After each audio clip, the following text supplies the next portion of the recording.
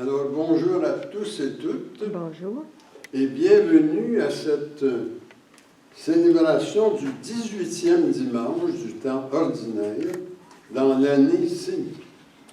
Alors aujourd'hui, nous sommes dans cette partie de l'Évangile de Saint-Luc qui commence vers le chapitre 9, où Jésus descend du nord d'Israël vers Jérusalem et en cours de route, il parle au monde, est interpellé, on veut savoir ce qu'il pense de telle et telle chose, et puis c'est dans le contexte, c'est dans ce contexte-là qu'on a la liturgie d'aujourd'hui, où on va l'interpeller sur la question d'un héritage qu'on veut se partager, et le Seigneur va en profiter pour donner un enseignement sur toute la question de l'avidité, de la convoitise. On définira ce que ça veut dire dans mon homélie, mais retenez ça, c'est une mise en garde contre la convoitise que le Seigneur fait dans l'Évangile de ce matin. Et en première lecture, c'est tiré de l'Ecclésiaste, et puis ça nous donne un peu le contexte dans lequel le Seigneur donne son enseignement sur la convoitise. Ça va être beaucoup dans le sens de cette idée de convoitise, ça n'en vaut pas la peine quand on regarde aller le monde, quand on regarde l'évolution des choses, même notre propre vie.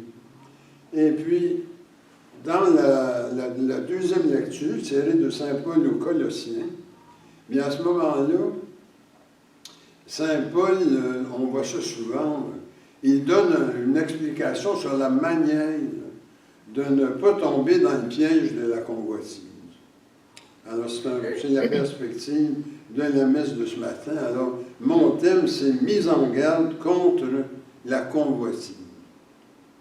Et également, ce matin, on fait mémoire de notre troisième évêque, Monseigneur O'Neill Côté, qui est décédé le 30 juillet 1986. Alors, je le mentionnerai au canon, et dans mon homélie, j'y toucherai un petit peu. Alors, bonne célébration à tous et toutes.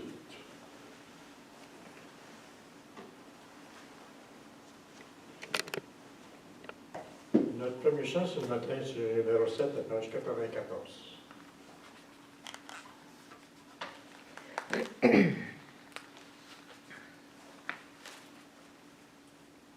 À toi seule la gloire et la victoire, c'est le cantique des anges dans les cieux. C'est l'hymne éperdu de la terre émue, voix qui s'élève de tout cœur pieux. À toi seule la gloire et la victoire, dans notre faiblesse, prosternée devant toi. Nous te disons, Père, sois notre lumière, c'est par ta grâce que vit notre foi. À toi seule la gloire et la victoire, aux nuits les plus sombres, tu saisis notre main. Tu brises nos chaînes et calmes nos peines, veille à toute heure sur nos lendemains. À toi seule la gloire et la victoire, tous nos cœurs disent ton pur et grand amour.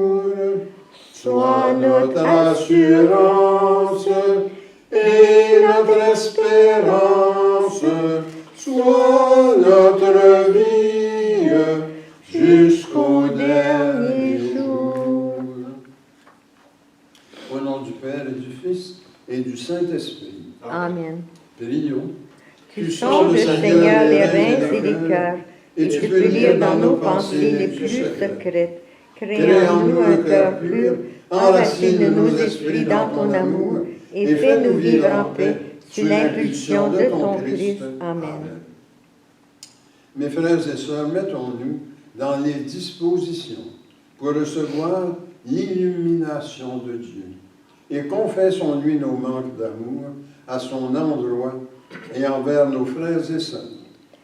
Nous avons péché contre toi, Seigneur, en pensée, en parole et en acte, parce que nous avons fait et parce que nous n'avons pas accompli.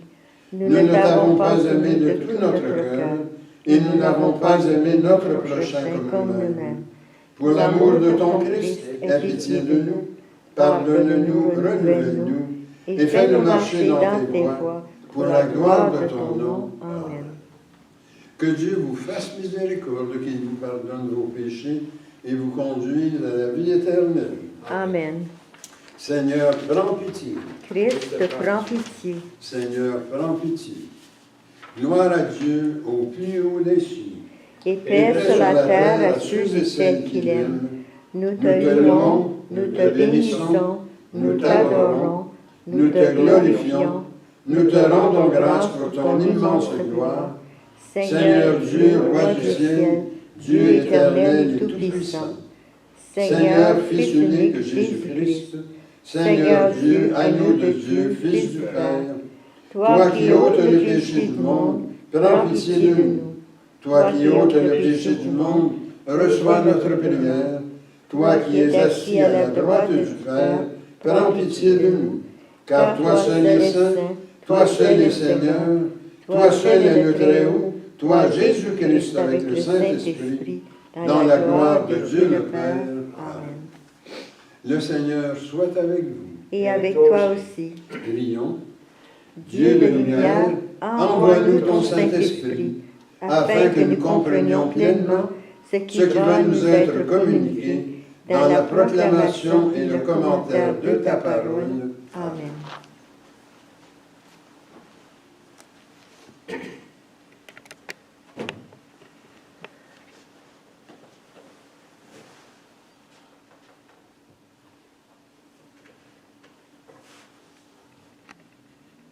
Lecture du livre d'Ecclésiaste. Vanité et vanité, disait l'Ecclésiaste. Vanité et vanité, tout est vanité. Un homme s'est donné de la peine. Il était avisé. Et s'il connaissait, il a réussi. Et voilà qu'il a laissé son bien à quelqu'un qui s'il n'est donné aucune peine. C'est lui aussi et vanité. C'est un scandale. En effet, que reste-t-il à l'homme de toute la peine et à tous les calculs pour lesquels il se fatigue sur le soleil? Tous les jours sont autant des souffrances. Ses occupations sont autant des tourments. Même la nuit, son cœur n'a pas de repos, c'est là encore une vanité. Parole du Seigneur. Nous rendons gloire à Dieu.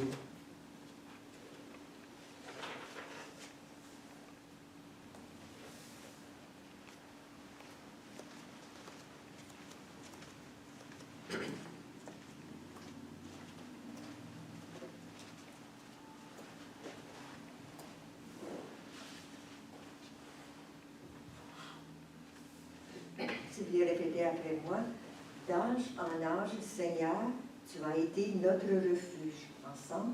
D'âge en âge, Seigneur, tu as été notre refuge.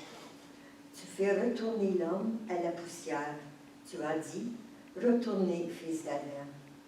À tes yeux, 1000 ans sont comme hier. C'est un jour qui s'en va, une heure dans la nuit. Ensemble. D'âge en âge, Seigneur, tu as été notre refuge. Tu les as balayés, ce n'est qu'un songe. Dès le matin, c'est une herbe changeante.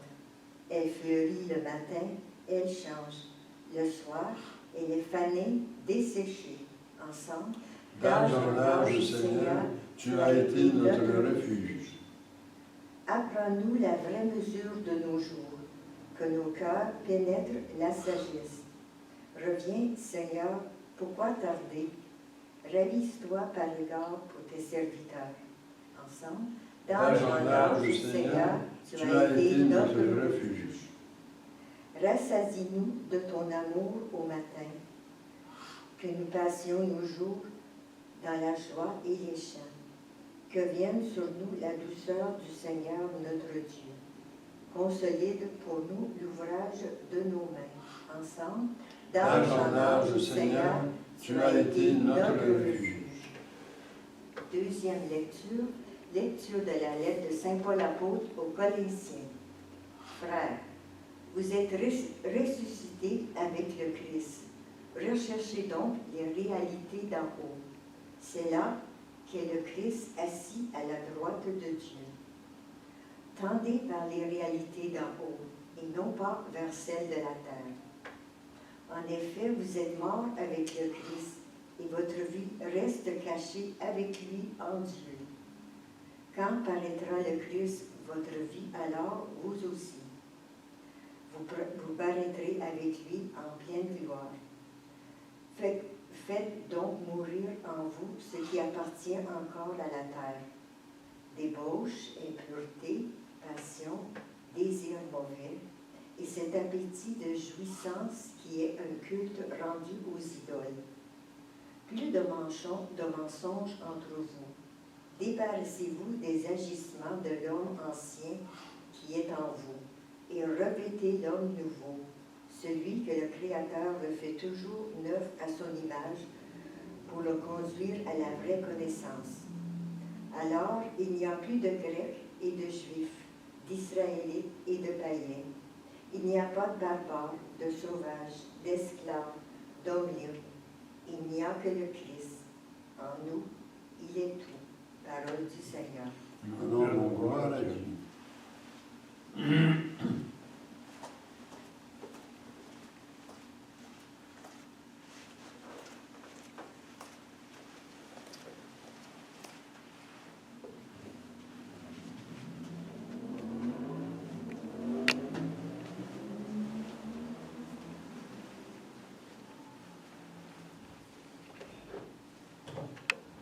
Alléluia, Alléluia, Alléluia.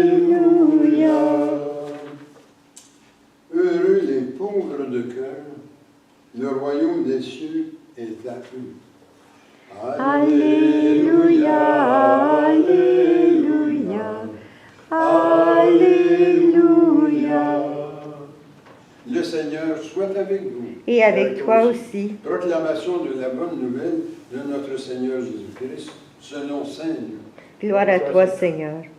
Du milieu de la foule, un homme demanda à Jésus, « Maître, dis à mon frère de partager avec moi notre héritage. » Jésus lui répondit, « Mais qui donc m'a établi, moi, pour être votre juge ou pour faire vos partages? » Puis, s'adressant à la foule, « Gardez-vous bien, dit-il, de toute âpreté au gain, car la vie d'un homme, fût-il dans l'abondance, ne dépend pas de ses richesses. » Et il leur dit alors cette parabole. Il y avait un homme riche dont les terres avaient beaucoup rapporté. Il se demandait, mais qu'est-ce que je vais faire? Je ne sais pas où mettre ma récolte. Puis il se dit, ah, voici ce que je vais faire. Je vais démolir mes greniers, j'en construirai de plus grands, et j'y entasserai tout mon blé et tout ce que je possède. Alors je me dirai à moi-même, te voilà avec des bonnes réserves pour de nombreuses années. Alors repose-toi, mange, bois, jouis de l'existence. Mais Dieu lui dit, pauvre fou, cette nuit même, on te redemandera ta vie. Et ce que tu auras mis de côté, qui va l'avoir? Voilà ce qui arrive à celui qui amasse pour lui-même au lieu d'être riche en vue de Dieu. Acclamons la parole de Dieu. Louange à toi, Seigneur Jésus.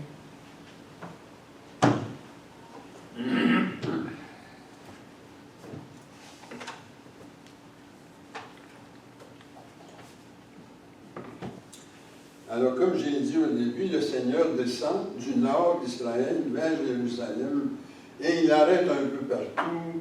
Il expose les positions, des questions lui viennent de la foule, et puis, justement, dans l'Évangile d'aujourd'hui, c'est un homme qui lui demande d'inciter son frère à bien partager leur héritage, à tous les deux. Saint Luc, chapitre 12, verset 13. Alors Jésus prend avantage de la situation, parce qu'il voit bien que ce gars-là est préoccupé par une idée, posséder une partie des richesses suffisamment importante. Alors pour Jésus, il dit bien, c'est une bonne occasion qui m'est donnée de mettre le monde en garde contre la convoitise. Parce que pour Jésus, c'est ça, là. Il voit un homme avide qui est préoccupé de ça. Saint Luc, chapitre 12, verset 15. Gardez-vous, répond-il, de l'âpreté au gain, de ce désir insatiable d'obtenir toujours plus, d'être riche pour soi-même, car notre vie ne dépend pas de nos biens, de nos richesses. Alors vous voyez, là, on vient de définir le mot convoitise. La convoitise, c'est cette attitude où on n'est jamais satisfait de ce qu'on ramasse, on veut toujours en avoir plus, aussi bien l'argent que les biens. Et il en profite également pour poursuivre son enseignement avec une parabole, comme il aime faire, Jésus toujours. Et là, il présente la parabole du riche insensé. Saint Luc, chapitre 12, les versets 16 à 21. Qui est-il, ce riche-là? C'est quelqu'un qui trouve sa sécurité dans l'accumulation de plus en plus de biens possibles. C'est l'idée de l'agriculteur qui a des bonnes récoltes et puis n'en finit plus de bâtir de nouveaux greniers, puis pour tout ramasser ça, pour se dire, mon Dieu, plus j'en ai, plus je suis capable de faire face à la musique. C'est moi qui ai le pouvoir, je l'ai bâti. Et puis ce blé-là, non seulement c'est de la nourriture à l'avance, mais c'est aussi du gain, parce que plus j'en ai, plus j'en vends, et plus je vends, plus j'ai de l'argent, plus j'ai d'argent, plus je suis sécure. Alors, il veut construire une grange de plus en plus grande pour stocker de plus en plus de récoltes. Et il se dit à lui-même, maintenant, j'ai la paix, j'ai la sainte paix. J'ai pu me casser la tête, là. Je peux me reposer. Je peux manger, boire et me réjouir. Saint Luc, chapitre 12, verset 18. Mais c'est une fausse sécurité. C'est ça le message de Jésus. C'est une fausse sécurité et non seulement ça, mais ça a des mauvais effets. Parce qu'avec cette attitude-là, ça mène à une espèce d'indifférence spirituelle, une espèce de déficit spirituel. Pourquoi? Parce que l'homme croit qu'aussi longtemps qu'il y a des richesses, il est en sûreté. Qu'il peut lui-même assurer son bien-être, qu'il n'a pas besoin de personne, incluant Dieu. Et ça, si ça existait au temps de Jésus, c'est pas disparu, parce que pourquoi il n'y a pas de monde dans nos églises? C'est justement parce que avec l'avancée des technologies, avec l'augmentation du niveau de vie, l'augmentation des salaires, les gens sont venus à vivre sans Dieu. Ils n'ont pas besoin de Dieu. Ils ont finalement ce qu'il faut pour vivre en sécurité sans se casser la tête. Mais Jésus croit que c'est une illusion, que c'est insensé de raisonner comme ça. Pourquoi? Parce que le jour où il pense tout avoir, on va lui redemander sa vie, parce qu'on n'est pas éternel. Et tout ce qu'il a accumulé, c'est une autre personne qui va l'avoir. Peut-être une personne qui ne s'est jamais préoccupée de quoi que ce soit, qui va ramasser tout d'un coup le pacteuil que ce gars-là a peut-être ramassé avec beaucoup d'anxiété, puis de travail, et tout ça. Saint Luc, chapitre 12, le verset 20. Alors, l'enseignement de Jésus, on le résume, le riche amasse un trésor pour lui-même et non envers Dieu.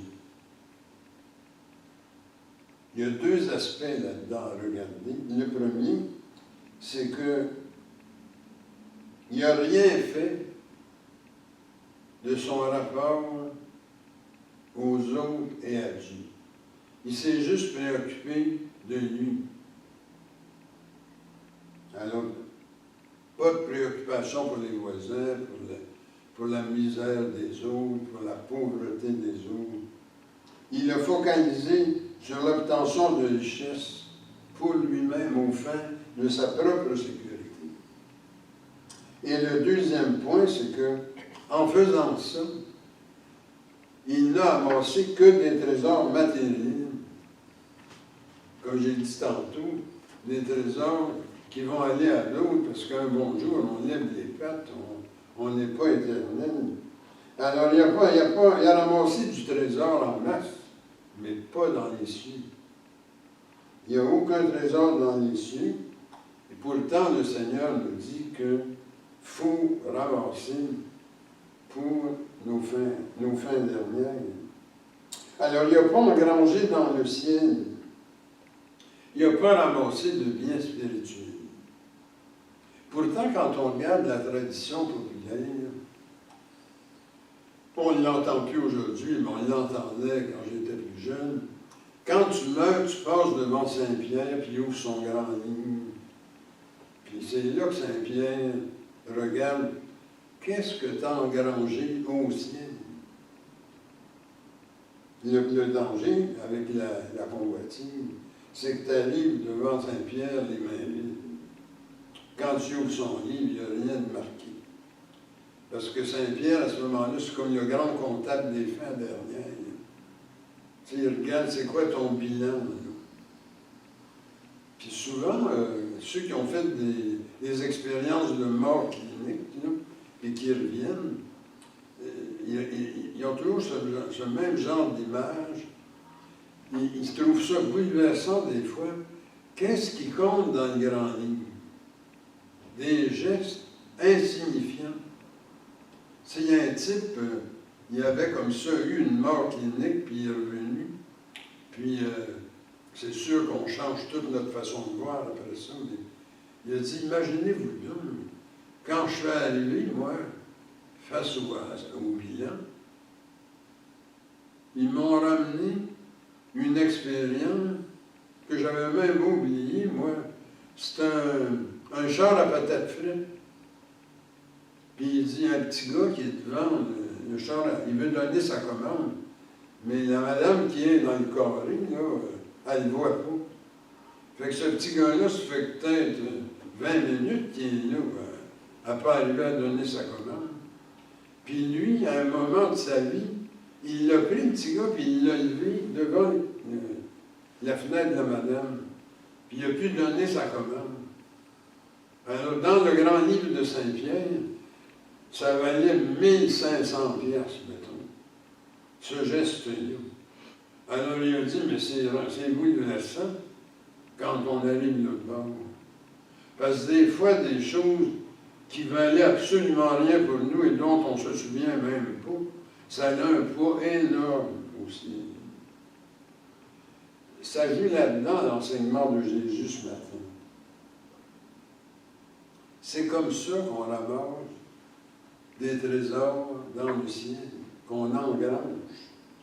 Quand on se préoccupe des petits, de ceux qui ont besoin, de ceux qui ont moins de moyens que nous autres peut-être, de ceux qui sont dans la misère.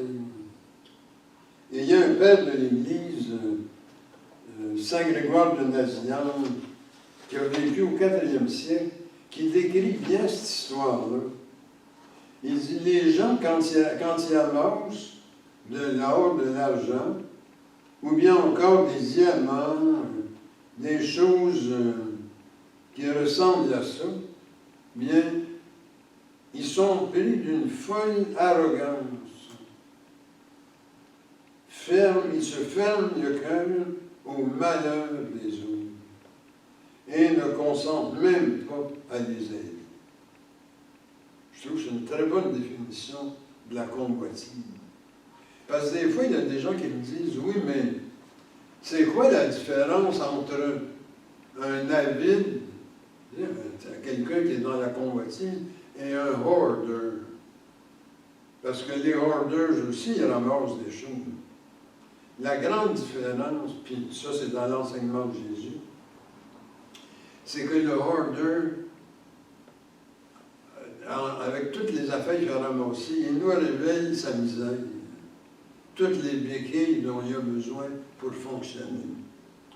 Tandis que l'avide, la personne avide, qui est dans la convoitise, elle ne nous révèle pas sa misère, elle nous révèle sa suffisance. Moi, j'ai plus besoin de Dieu, maintenant, j'ai plus besoin de me casser la tête. J'ai trouvé moyen de me tenir sur quelque chose de solide. J'ai pris mes responsabilités.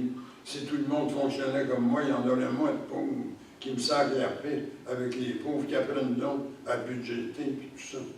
C'est ça la différence, là. Alors, c'est pour ça que ça interpelle beaucoup, parce que quand tu es dans la convoitise, tu accumules pour te renforcer toi-même, te révéler puissant. Et puis, en faisant ça, tu viens que tu ne te soucies pas du tout des hommes. Alors, c'est pour ça que Saint Grégoire de Nazianze poursuit en disant, considère la loi du Créateur et non celle des puissants. Respecte ta personne, protège ta race, secours les malades, console ceux qui sont dans la pauvreté. Ne cherche pas à te distinguer des autres d'une autre façon que par la bonté. Deviens bon pour les autres et révèle ainsi la miséricorde de Dieu. Alors, c'est un très, très bel enseignement, ce que nous donne le Seigneur ce matin. Il nous invite à ramasser un trésor, mais un vrai trésor, celui qui est engrangé dans le royaume. Parce que, comme il dit dans Saint Matthieu au chapitre 6, là où est ton trésor, là aussi est ton cœur. Alors, si ton trésor n'a rien de spirituel, c'est que plus tu vas en ramasser de l'argent et des biens, plus tu deviens sans cœur. C'est ça, l'enjeu. Alors, Jésus, dans son enseignement, il essaye de rediriger l'engagement du cœur vers les trésors qui s'engrangent dans les cieux, au lieu de miser sur les trésors matériels. Et ce qui s'engrange dans les cieux, c'est tout lié à l'amour de Dieu et du prochain, et non pas s'aimer soi-même. Ce matin, on fait la mémoire de Monseigneur René Côté, qui était notre troisième évêque, qui a vécu de 1939 à 1986. Alors, il est mort jeune, mais c'était un homme comme ça. C'était un homme comme ça. Moi, quand je l'ai connu, il m'a emmené dans sa paroisse, c'était plein de pauvres, des gens dans la misère. Un partait avec son char, l'autre regardait dans son frigidaire pour avoir des hot dogs, pour se faire des hot dogs, des gens dans le besoin. Et puis, j'avais rencontré un autre dirigeant d'église qui m'avait dit, « T'es avec Monseigneur Côté, toi? T'as pas trouvé que ça n'a pas de bon sens, son affaire? Il n'est pas là pour bâtir quoi que ce soit de grand. Il est là juste pour ramasser la misère du monde. Ça n'a pas de bon sens. » Alors je lui avais répondu, « Ben justement, je suis avec lui parce qu'il s'occupe des démunis. Il s'occupe des malheureux. Et il donne l'amour de Dieu à ces gens-là. Oui, je veux être avec lui, c'est un modèle pour moi. » Et d'ailleurs,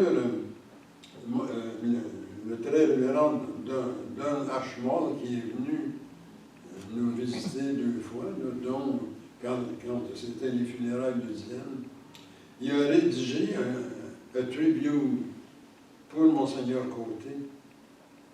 Et ça m'a vraiment frappé. C'est ce qu'il souligne dans son texte.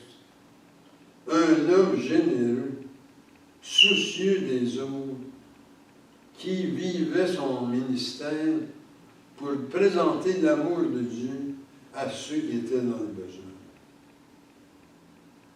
Alors, il faut faire attention aux richesses matérielles, parce que ça conduit à l'égoïsme.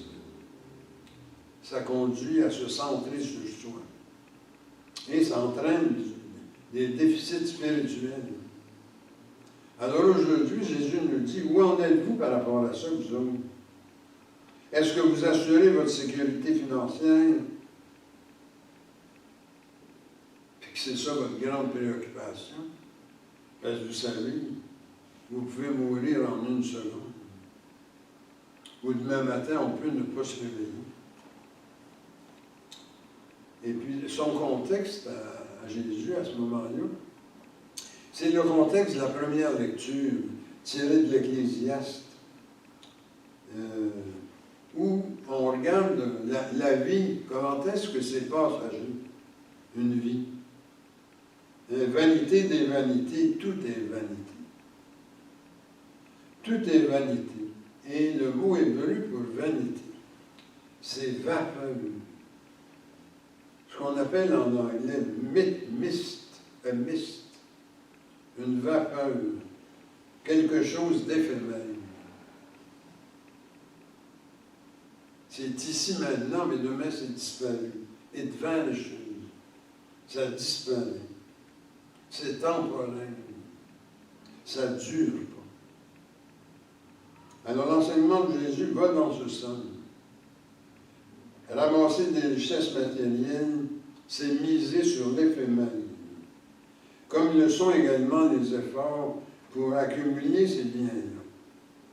Également les soucis qui viennent avec l'anxiété. Puis à la fin, tout ça va aller à quelqu'un d'autre. Vanité. Tout est vanité. Alors, qu'est-ce qu'on peut tirer de ça pour nous aujourd'hui? Bien, on peut se donner comme objectif d'apprendre la vraie mesure des choses, comme on l'a dit dans le psaume 89 tantôt. Alors, puis comment est-ce qu'on y arrive? C'est toujours dans le psaume 89. C'est d'avoir un cœur pénétré de sagesse divine. Parce que cette sagesse-là, c'est Dieu qui nous la donne. Et Saint Paul lance un appel dans Colossiens, qu'on a eu en 2e lecture. Et son appel est comme ceci: avec le Christ, passez de l'attrait pour les choses d'en bas. L'appétit matérialiste, de jouissance et de consommation, à celle d'en haut, qui est le fruit de la vraie connaissance, qui est le fruit de la sagesse divine. Colossiens 3, versets 5 et 10. Et c'est également ce que développe Saint Grégoire de Nazianze quand il dit « faites attention que l'avarice supplante la générosité naturelle. Distingue-toi des autres par ta bonté. Deviens auprès des autres le visage de la miséricorde divine. Alors je termine par une prière. Tu as dit, Seigneur, que là où est notre trésor, là aussi est notre cœur. Apprends-nous à chercher d'abord le royaume de Dieu et à amasser le genre de trésor qu'on engrange avec un cœur pénétré de sagesse, de sorte qu'on arrive à la fin à vivre éternellement dans la joie, rassasié de ton amour. Amen. Au nom du Père, et du Fils et du Saint-Esprit. Amen.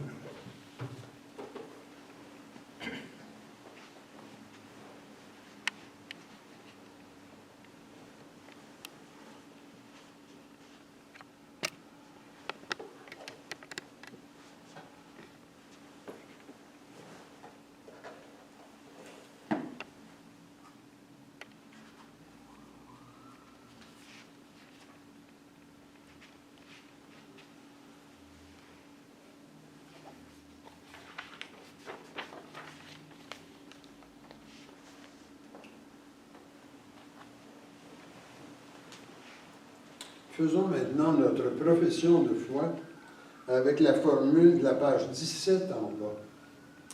Je crois en Dieu, Qui habite dans les humains par son esprit. Je crois au Christ, Seigneur d'amour et de sagesse, le chemin de vérité et de vie. Je crois au bien qui existe dans le monde, malgré les difficultés et les souffrances, et je veux en témoigner pour que mes frères et sœurs connaissent le bien-être et la paix. Amen.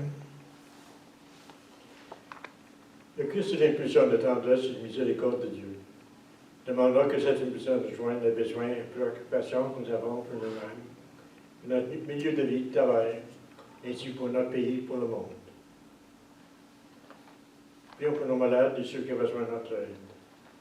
Paulette Asselin, Hila Dionne, Varela Dionne, Anne Gauthier, André Cartier, Edgar Dionne, Jonathan Dionne, Lucie Lapente, Tom Baker, Sandra Gagné, Jean-Guy Thierge et Jim Nunn. Prions que notre Église continue à grandir et servir la communauté. Mais aussi que Dieu prenne sur sa protection les âmes de tous ceux et celles qui ont passé par les portes de ce complexe. Et ajoutons nos intentions personnelles. Seigneur, écoute-nous. Seigneur, exauce-nous.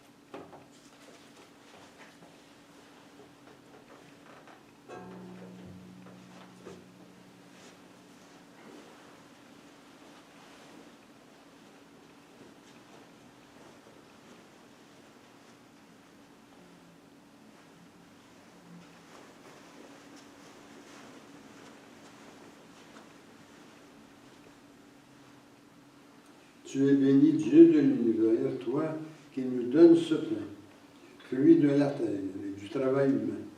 Nous te le présentons, il deviendra pain de vie. Béni sois-tu maintenant et toujours. Tu es béni, Dieu de l'univers, toi qui nous donnes ce vin, fruit de la vigne et du travail humain. Nous te le présentons, il deviendra vin du royaume éternel. Béni sois-tu maintenant et toujours. Je me lève les mains en innocence et me tiens auprès de ton autel, Seigneur, pour proclamer tes louanges. Seigneur, j'aime le lieu de ta maison, le lieu de gloire où tu habites, gloire au Père, au Fils et au Saint-Esprit, comme au commencement, maintenant et dans les siècles des siècles. Amen. Et maintenant, prions que notre offrande soit agréable à Dieu. Reçois, Seigneur, cette offrande à la louange et à la gloire de ton nom, et sanctifie nos vies pour ton service. Amen. Le Seigneur soit avec vous. Et avec toi aussi. Élevons nos cœurs. Nous les élevons vers le Seigneur. Rendons grâce au Seigneur notre Dieu. Cela est juste et bon. Il est vraiment juste et bon, équitable et salutaire, de te rendre grâce en tout temps et en tout lieu, Seigneur, Dieu éternel et tout-puissant, qui avec ton Fils unique et le Saint-Esprit est un seul Dieu, un seul Seigneur, non dans la solitude d'une seule personne, mais dans la Trinité d'une même substance. Car ce que tu nous as révélé de ta gloire, nous le croyons aussi, sans aucune différence, de ton Fils et du Saint-Esprit. C'est pourquoi, avec les anges et les élus, nous te révérons, te louons et t'adorons en chantant « Saint, Saint, Saint, le Seigneur, Dieu de l'univers, le ciel et la terre sont remplis de ta gloire. Hosanna au plus haut des cieux. Béni soit celui qui vient au nom du Seigneur. Hosanna au plus haut des cieux. » Il est vraiment saint, vraiment béni ton Christ Jésus, notre Seigneur. Dans ta miséricorde, tu nous as donné par lui la rédemption éternelle. Accorde-nous de participer abondamment à la bénédiction de son sacrifice. Nous t'en prions, Seigneur, envoie ton Saint-Esprit, le dispensateur de toute vie et de toute sanctification, afin que cette oblation terrestre devienne une offrande céleste, glorieuse et vivifiante, que ce pain et ce vin deviennent la communion au corps et au sang du Christ. La veille de sa passion, Jésus prit du pain, prononça la bénédiction, le rompit et le donna à ses disciples en disant « Prenez et mangez, ceci est mon corps livré pour vous, vous ferez cela en mémoire de moi. » De même, à la fin du repas, prenant le calice, il le bénit et le donna à ses disciples en disant « Prenez et buvez, ceci est la nouvelle alliance en mon sang versé pour vous et pour la multitude en rémission des péchés. Vous ferez cela en mémoire de moi. »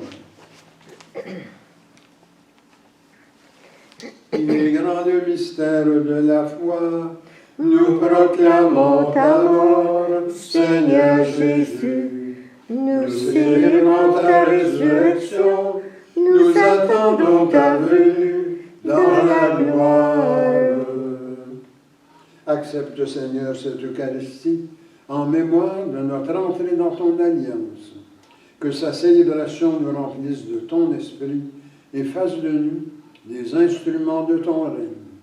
Souviens-toi de nos frères et sœurs décédés, en particulier aujourd'hui Monseigneur O'Neill Côté.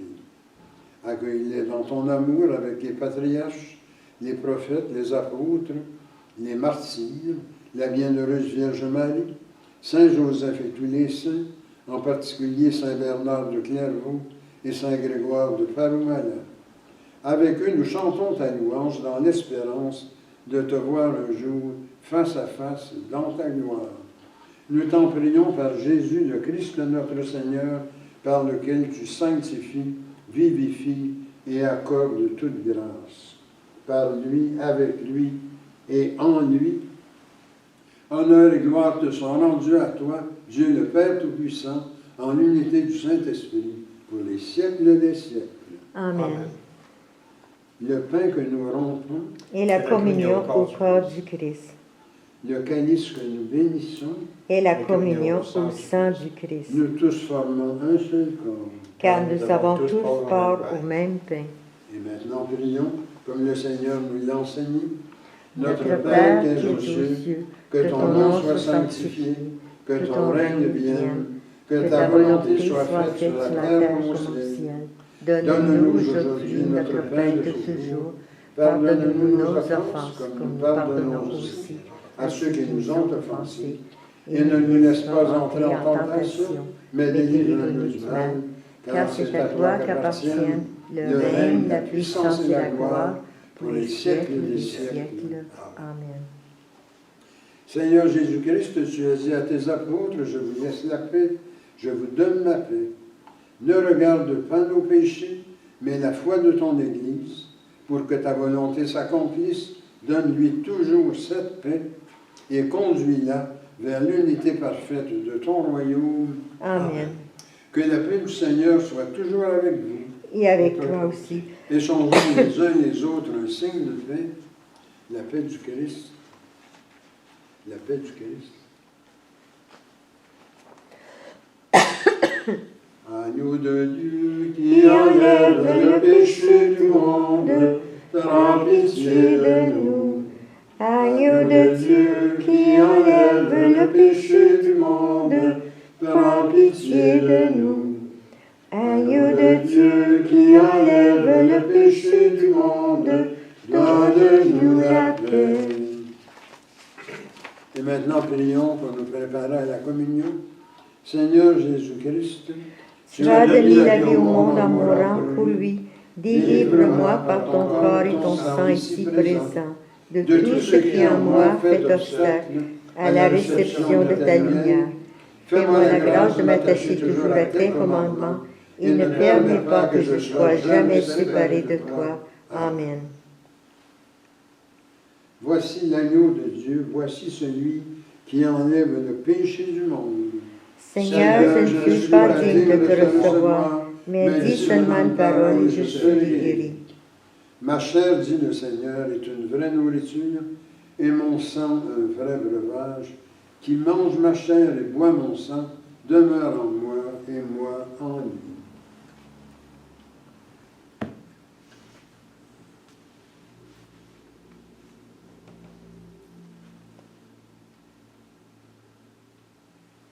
Que le corps et le sang de notre Seigneur Jésus-Christ me gardent pour la vie éternelle. Amen.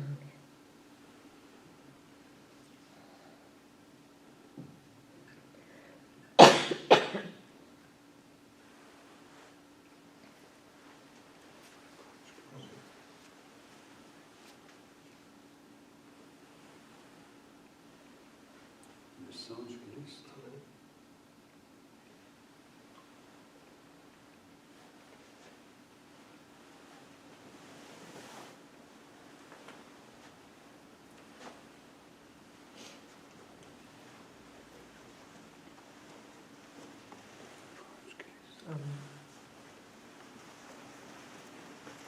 Le sang du Christ.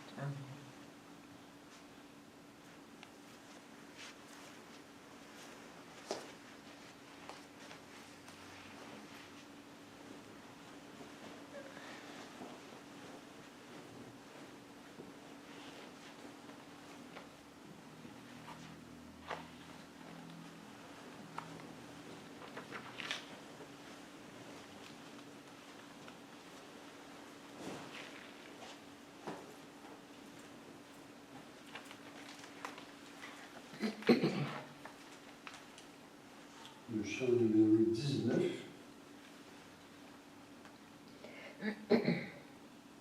Nous t'adorons, ô Christ sauveur et maître, vraiment présent dans ce repas sacré.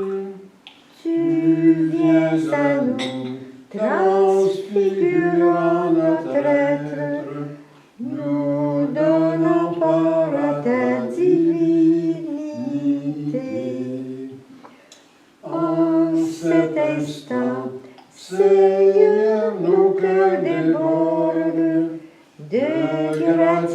quiétude et d'un bonheur parfait.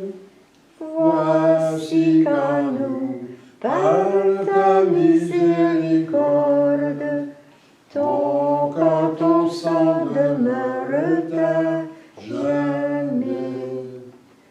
Louange et gloire, honneur à Dieu le Père. Louange égale au Christ ressuscité. Ô Saint-Esprit, gloire au ciel et sur terre, en tous les temps et dans l'éternité.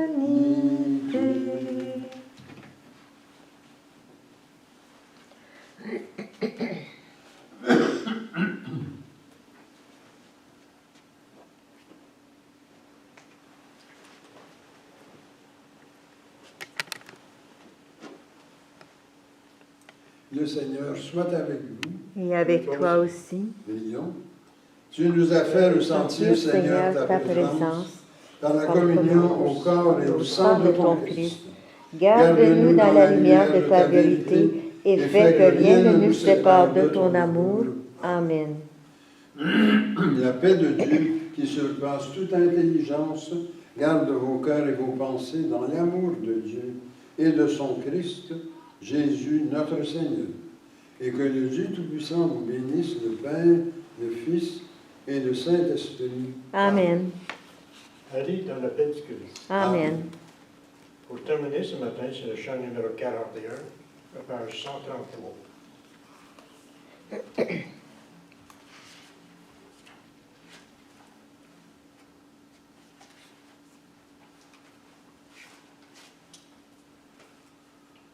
Rassemblés en un même corps, entourez la table du Seigneur.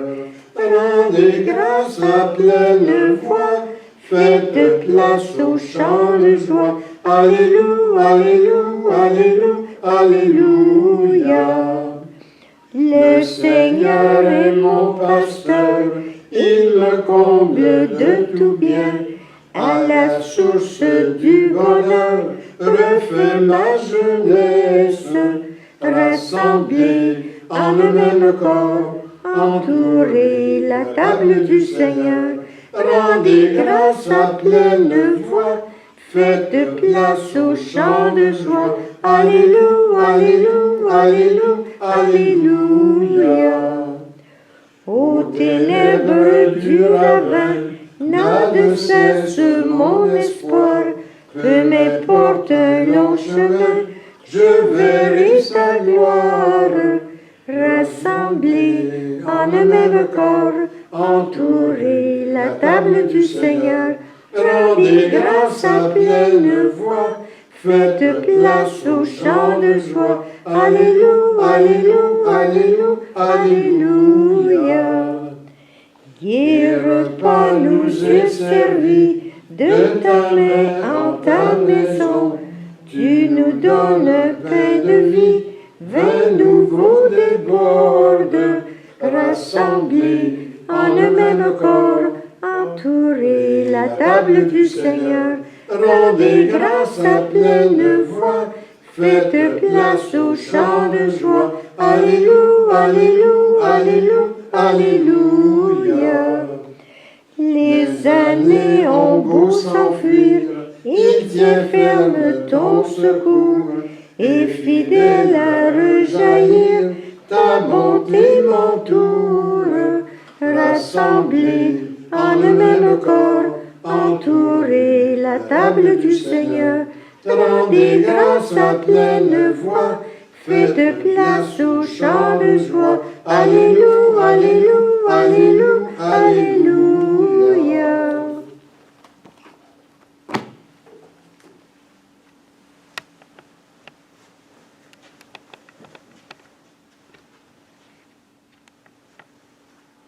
Alors, bonne semaine à tous. On se revoit dimanche prochain dans la chapelle. Bonne semaine.